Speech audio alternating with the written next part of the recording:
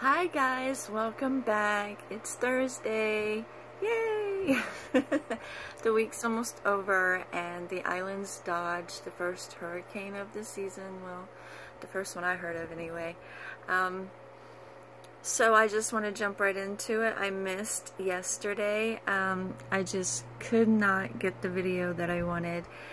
And truth be told, it just got so busy yesterday that I decided, you know what, I'm just going to give you guys 2 videos today to make up for missing yesterday. So, the topic that I was going to do yesterday is Hollywood and politics. Now, I know this has just been not anyone's favorite subject, depending on whose side you're on, but I think it's time to set the record straight. And what I mean by that is there seems to be this idea that we don't want to hear from Hollywood about their politics. I mean, to a point anyway, right? I mean, they are still Americans. They are still somewhat human. They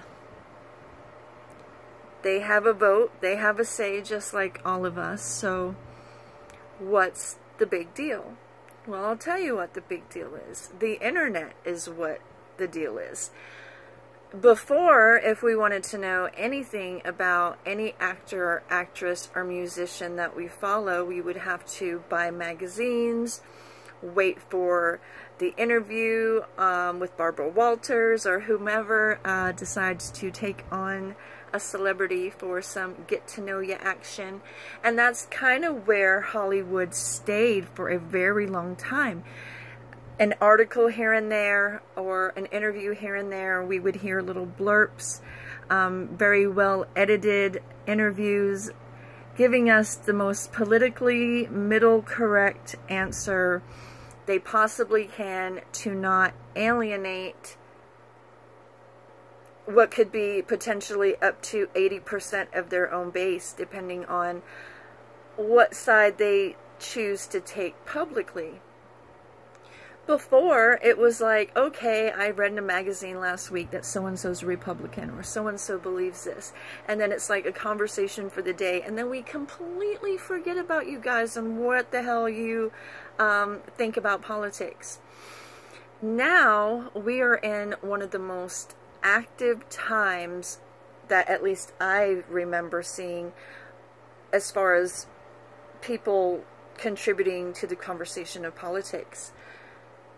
And now, instead of these Hollywood celebs coming into our homes every now and then, now we have celebrities just burning up their Twitter, burning up their Instagram, burning up their Facebook, not only with their political views, but at the same time bashing a good portion of their fan base when they do so, as if they don't think the people they're speaking to have anything to do with what's going on. I hate to break it to you guys, but your fan base is made up of so many different people, so many different backgrounds, so many different, you know, interests and whatever, that you kind of want to keep it as generic as possible, right? Well, they're not doing that anymore. And so now we have just this backlash of people complaining about Hollywood and why do we care what they think? I don't think a lot of us do care what they think, but now that they're shoving it in our faces every single day and being completely rude about it at the same time, some people are going to have something to say about that. Rosie O'Donnell, Whoopi Goldberg, Joy Behar, the list goes on and on of people that have just totally bashed our president since the moment he was elected into office. And it's sad because now it really is affecting fans and where they're putting their dollar, what they're clicking on, what they're liking, and what they're sharing. And a lot of these people don't really have the same fan base anymore. I used to be a huge Eminem fan, and I really didn't hear much about his last album. I really didn't. My son listens to him. He doesn't let politics invade his musical interests. So he did introduce me to one of M's new songs, Framed. And I gotta admit, I like the song, but I would never download it, purchase it, or do anything that would elevate his standing in the music industry, because he basically told me how he feels about me. Any Trump supporters, he's basically said, fuck you, and please don't buy my records. So I choose not to listen to people or watch people who really put it out there that I guess they have it so good they don't need across-the-board fans from every walk of life or different backgrounds. If you're completely and totally happy with just having a fan base that believes what you believe politically, well, congratulations that you have that kind of freedom to pretty much disassociate yourself from a big part of your fan base. Ashley Judd is another one. Don't really hear much from her anymore these days, but she's put herself out there well enough for me to not watch anything Ashley Judd. One of my favorite movies is Bug, and I may just keep that one on the watch list, because by the end of that movie, I won't give anything away for people who may not have seen the movie, but for those of us who have, we know what happens. So watching that transition, it's pretty good and funny now that her face completely disgusts me. But it's sad because she really is a good actress. I really do like watching her in movies. But again, if we're going to have celebrities picking and choosing who they want as a fan base, and you kind of put it out there that you don't want a fan base that are also Trump supporters, well, again, if you have that kind of money and that kind of recognition that you don't need the other part of your fan base, congratulations. But I know that's not how the world works. Y'all know you want to be making some money. Y'all know you want to be out there and just being in every single hot movie, doing every hot track you can. Y'all want that money, okay? But your hate for Trump is so crazy that you're actually willing to put yourself out there, but put yourself out there to the point that now you're alienating people. And I don't think your bosses, cast directors, and all these other people who count on knowing that you're going to be there for the next big thing, but now you're not the next big thing anymore, or because you've kind of alienated your fan base, nobody's going to put you in movies anymore. Nobody's going to give a shit if you want to do another CD. If you're not relevant and you're not making them that money, they're going to replace you. And quite frankly, I think a lot of you definitely need replaced. Robert De Niro, I used to love you. I can't even stand your face, much less wanting to hear what you have to say about anything.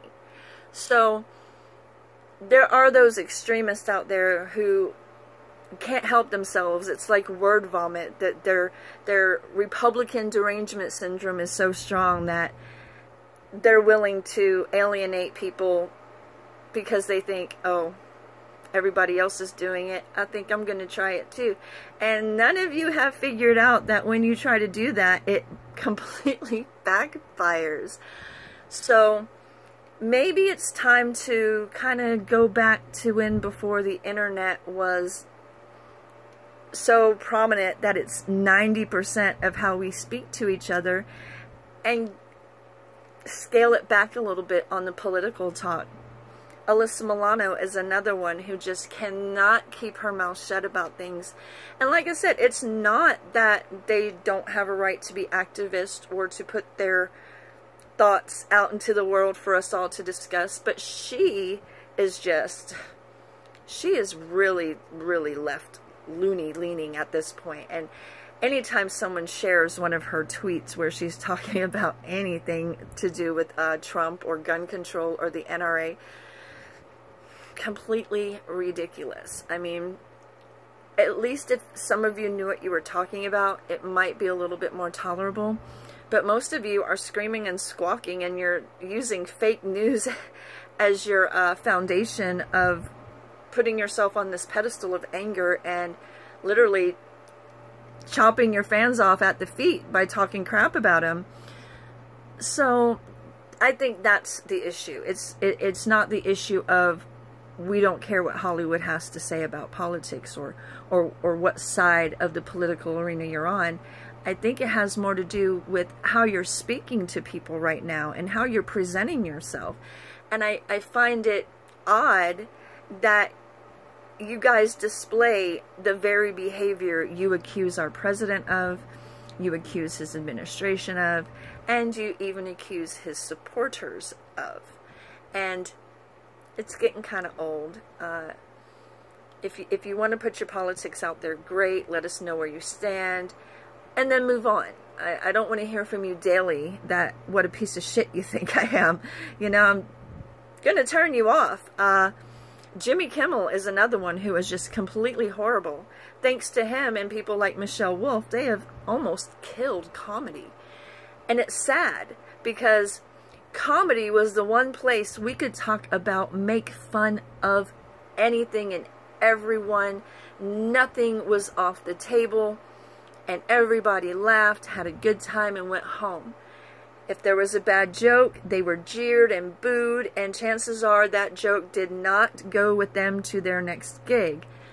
It was kind of cut and dry what the audience liked and did not like. And as long as you were a confident comedian who didn't attack someone personally, everything was all good. Everything was funny. Everything was made fun of. Late night talk shows were like the best thing since bread and butter when it was after 11 o'clock and you wanted something interesting to watch.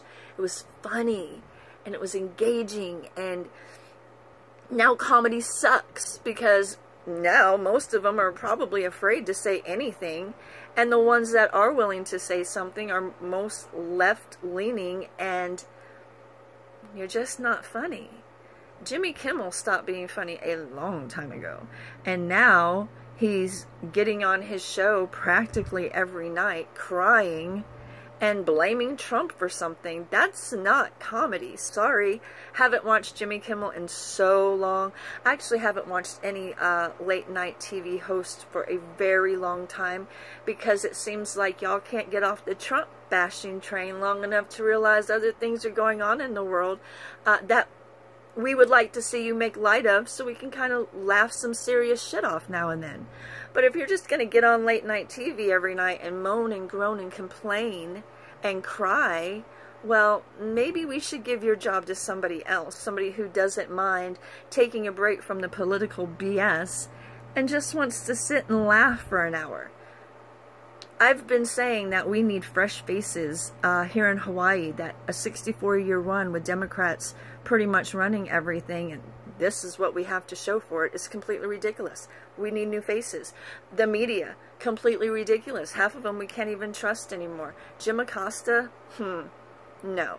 He's a big joke and pretty much has made news. He has injected himself into the news. He is so bad.